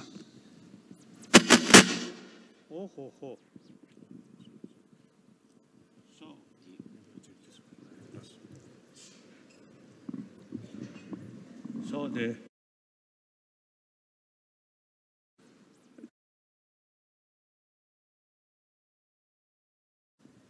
which mixed with attachment is that take as a seed, then use intelligence.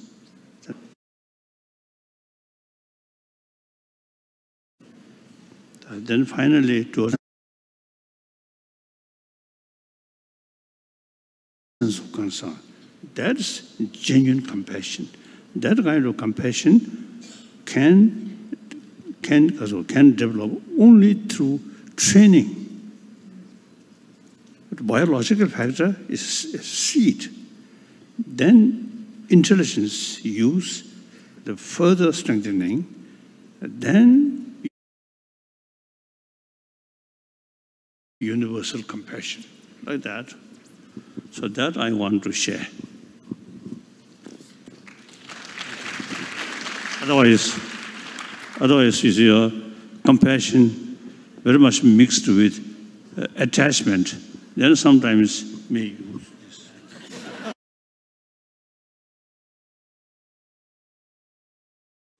Thank you, Your Holiness, for making such an important distinction. And it would certainly be very important for the researchers to research on that. Our next presenter is Dr.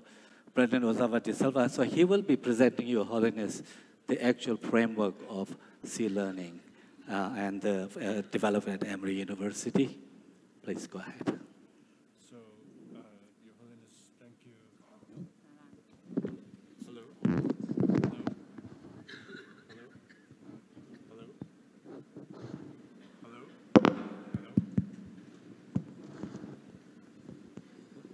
Hello? I use this one. So thank you, Your Holiness. It's a great honor to be here. And thank you so much for your support. And allow me to thank you on behalf of our Sea Learning team and also the many, many educators and curriculum writers who are here with us and some are watching remotely who worked on these materials. Effort, and I'm here representing all of them. So thank you. I would like to, in the interest of time, maybe just focus on a few things. Some of the ways in which we've tried to bring Your Holiness your ideas into this program directly. So you spoke just now, for example, on the difference between compassion and detachment. And we have several lessons. Is not just the outward behavior, but also the inner motivation. So looking at sometimes kind behavior is not kind or compassionate if the motivation is to take advantage of the other person. Another thing, Your Holiness, that you've talked about is the idea of the map of the mind. So I'd like to also talk about how we tried to bring in the map of the mind. But first, Your Holiness, I'd just like to let people know that in creating this program, we tried to, in terms of the content, we tried to look at your own writings in Beyond Religion, in Ethics for the New Millennium, and the many speeches and talks that you've given, and the many dialogues you've had, for example, the Mind and Life dialogues you've had over 20 years. In terms of the structure of the framework, we modeled it after Dr. Daniel Goleman and Dr. Peter Senge's work as expressed in the Triple Focus, where they write that we need an education that has inner focus, other focus, and outer focus. So we call this the 3 domains of our framework: the personal domain, then how we relate to others, the social domain, and the systems domain. And in developing this framework, we are very much helped by Dr. Robert Rosser and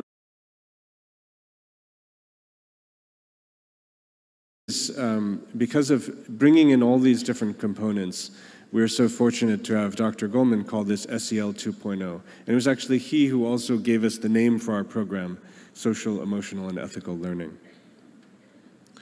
So this is what the diagram of the SEED Learning framework looks like. It has the personal, social, and systems domains, and has the dimensions of awareness, compassion, and engagement. Because we must become aware of what is happening. We must have that observation, that discernment, that scientific attitude. But we also have to care. We have to bring in the element of compassion for ourselves, for others, and for the wider systems that we live in. But even if we have awareness of a problem and we care about the problem, if we don't know what to do, if we don't have the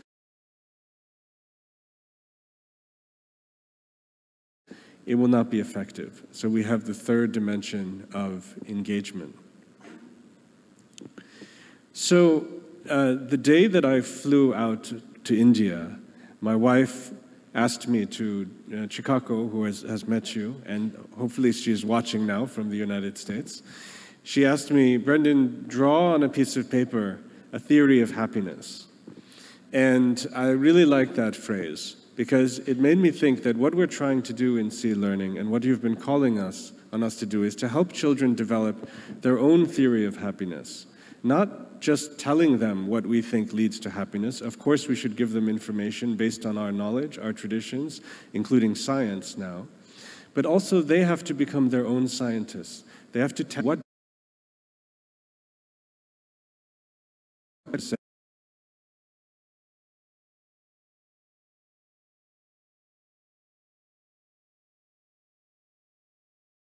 it's a collective matter, and we must think about that collectively. So in this way, we've tried to develop a program that is constructivist in nature, that is based on the spirit of the Nalanda tradition, based on debate, dialectics, and critical thinking, not just telling children what is right and wrong, but allowing them to discover for themselves. So our approach to the map of the mind that Your Holiness has called for is to both give third-person models that come from science or come from traditions, but also the first-person ability to look at one's own experience, one's own mind, through attention, cognition, skills that have long been recognized in the Indian traditions and the Tibetan traditions. And it's this combination of first-person and third-person that we think could really lead to the development of one's own ethical development for these students.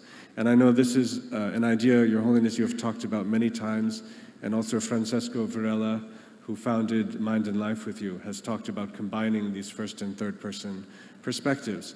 We believe that children can learn to do that from a very early age. The last thing I'll say is that our different speakers have talked about the different elements that have been brought into this program. And they have mentioned all these, I don't need to repeat them. But one that I want to point out is systems thinking, because this is a very interesting thing. Your Holiness, you have often talked at educational meetings like this. You've mentioned quantum physics, quantum mechanics. It's very hard to teach kindergarten children quantum mechanics and quantum physics, but we can teach them systems thinking. And systems thinking actually is about noticing the difference between superficial appearance and the deeper nature of reality, because it's about seeing interdependence and recognizing that everything that happens, everything that exists, doesn't come from no cause, doesn't come from itself, but comes because of causes and conditions, and exists in very complex networks of relationships and causality. And children can begin to explore these systems and these relationships, and through that, move.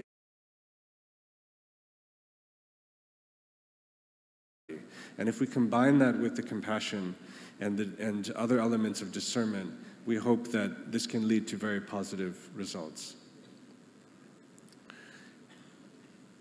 So then I'll just mention that in the next days, this evening and tomorrow, we'll be going over the different parts of the Sea Learning program. We have the framework, which is in the Sea Learning Companion. We have the curricula, which were presented to you today. But we also have an educator preparation platform that we have created that we'll present to Your Holiness tomorrow, so that we can reach educators all around the world without limit. The online education.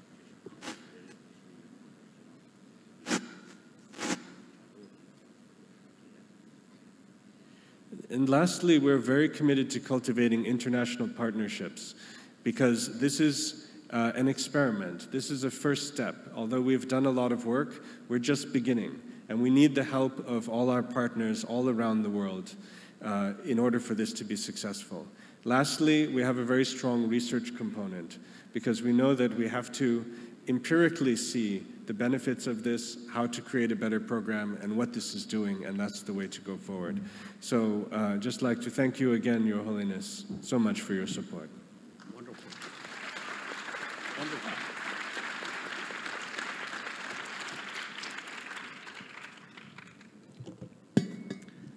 Thank you, Brandon, for the wonderful presentation on Sea Learning program itself. Now,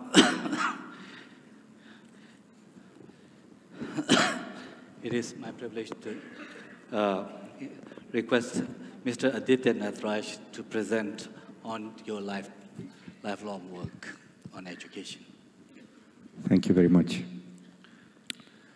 So I was wondering, when they were introducing everyone on this panel as Dr. Kim, Dr. Robert, what they had me here for. I've been thrown out of 3 different schools. I'm not a doctor by any stretch of imagination. So the only thing I can imagine is comic relief. So that's possible.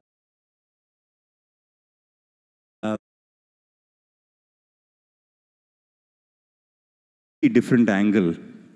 I represent an organization called Kaivalya Education Foundation. And the first question we asked was, what is worth learning? Because in education, if you don't ask that fundamental question, and you continue to intervene, we are a non-profit agency, but the first question is, what is worth learning? And the word Kaivalya comes from Patanjali's Yoga Sutra, and it's the ultimate state of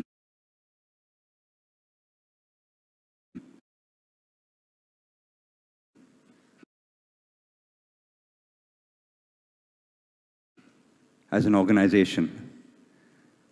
And when we work with children, the first thing we realize is the problem is not with children, the problem is with adults in the system. Children already have this. The problem is we adults seem to have power to prevent children from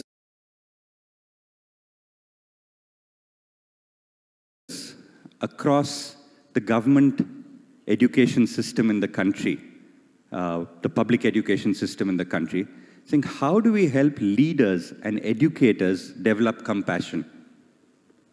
Because whatever curriculum you execute, if the adult in the room who has power doesn't have compassion, then children absorb that vibration. They absorb that energy.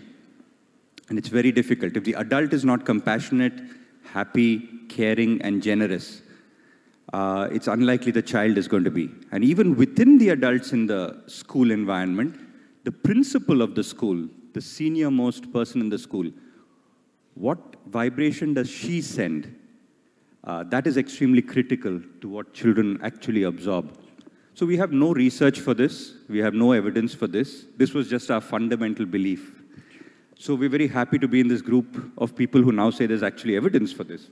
Because we've been trying to tell philanthropists and nonprofits that this just makes sense, and donor agencies that this makes sense. So I'm very happy that there's research behind this. So we run a 4-year program with these people, and what I want to share is a few anecdotes. A lot of people say adults. So the average person in our program is 47 years old, a male who has been in a government system with excessive apathy for the last 25 years. And so everyone said there's no chance of changing this individual. There's no chance. It's not going to happen. He's unionized. He's patriarchal. He doesn't care. There's no chance. But there's only one fundamental belief which the staff I used to work with, from which we operate. And again, it's belief. It's not evidence. Which is that all human beings are good and want to do good, but get stuck in systems which cause them to be their lesser selves. We fundamentally believe this, right? And we just need to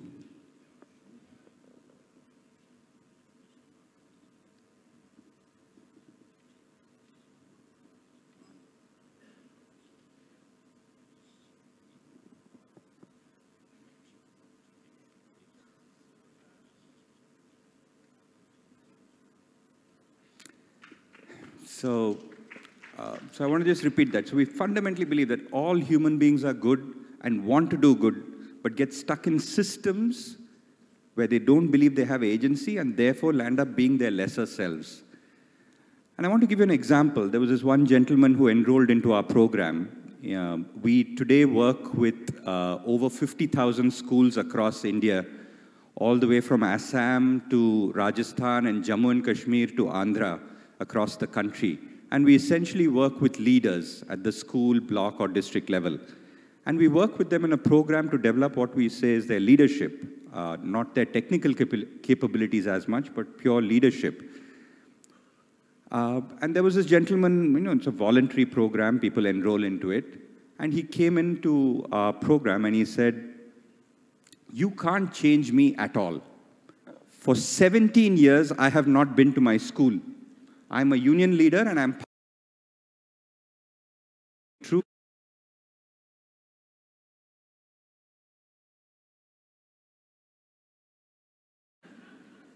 To show you that this world cannot change. The world is filled with people like me. And it cannot change. Because we are all self-centered and that's the only way to live. And he's a union leader. He probably had 5,000 teachers who supported him. That same gentleman, after working with him, I said, the very fact that you're coming and speaking to me probably means that you're not completely sure that that's the only way to live. Yeah. And he said, no, I am sure. The same gentleman now is one of our biggest advocates to believe that compassion exists in the world. So I believe that in the most extreme circumstances, this exists, and especially in this country, it just exists slightly below the surface. And you just need to scratch a little, and there's just compassion that's going to flood out. I want to give you an example of a lady who came into our program. She was the wife of one of the school leaders. And I was wondering why, family members are getting involved in this. And she came and said, and I want to say this in Hindi and then translate it for those of you who appreciate. She's from Rajasthan, and she came and told me, "Aapne kya kar diya mere mister ko?" What did you do to my husband? So I said, "I'm sorry, ma'am, I don't know, but can we share it?" So again she says, "Pehle wo ghar pe aate, to rajniti ke baare mein baat karte the, aur chai mangwate the. अभी वो घर पे आते हैं तो पहले पूछे कि तुम कैसी हो." Right? And so the translation is, she says, before when he used to come home, he used to talk about politics and ask for tea. He used to put his legs up and ask for tea. Today he comes home and says, "How are you doing?" to his wife, right? So every individual is capable of changing, absolutely capable of changing, and systematic programs for educators are key if we really want to expand socio-emotional learning. Not just for children, but for educators and adults. And I think we'd be very happy to collaborate with Emory, with universities across the world, to see how can we systematically create it in adults in order that adults can now serve children. Thank you very much.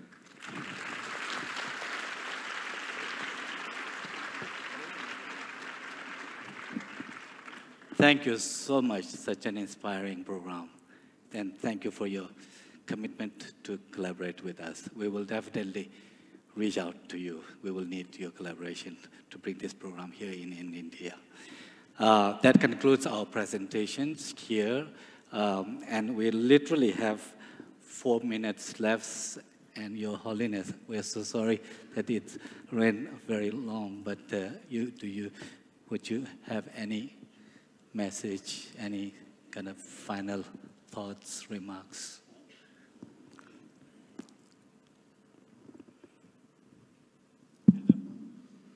Today, the Jahagita, any Turuguna Shayova, Georgia, Yudeve, Churchik, the Chesora, the Chess in the same Dakanda, Georgia, Yudeve Rixi, Georgia, Medeve Rixi, she Tada, she do the game, the Devamachet, space to Chashana, that space is married up, Nagasa Chashana, the Georgia Yamari.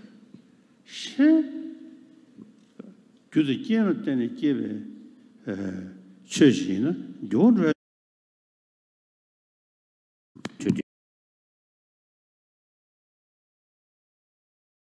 Itself, there is an understanding that whatever comes through causes and conditions, that is bound to it, that it's bound to change. So change is something that is innate in whatever comes through causes and conditions. Although in the Indian philosophical tradition, there is also an understanding that there are certain phenomena which are called permanent phenomena. They may not be subject to change, but the others are subject to change.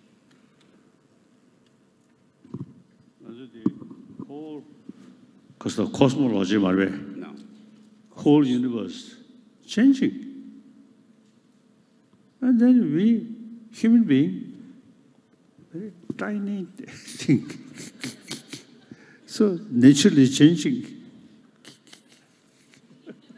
Okay.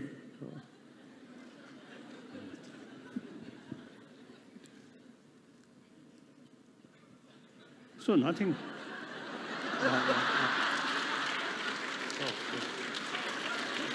I think one, I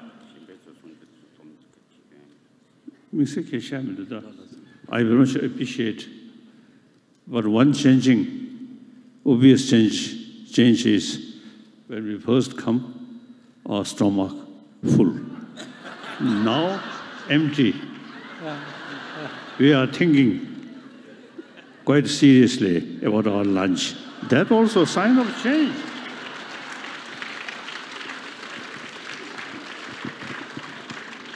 Thank you, Your Holiness,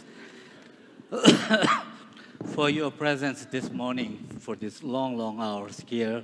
We deeply, deeply appreciate your presence and guidance and the wonderful inspirations and the insights you have provided us. I would like to also thank our panelists for the presentations.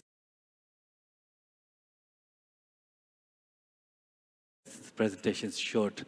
And with that, we will conclude the session with Raviji. We'll now break for lunch, and which is being served in the pre-function area in the courtyard. Please find your coupon in the badge. It's just behind. Keeps turning around. I think it keeps showing the coupons. That's where they are. That's all the meal coupons. Can we come back by 1? We have a very interesting program lined up for the afternoon, including panels with teachers and students who've been engaging with C-learning. As I said, the detailed program is in your bag, so please be back in time. Thank you. One brief announcement. Kindly be seated until His Holiness.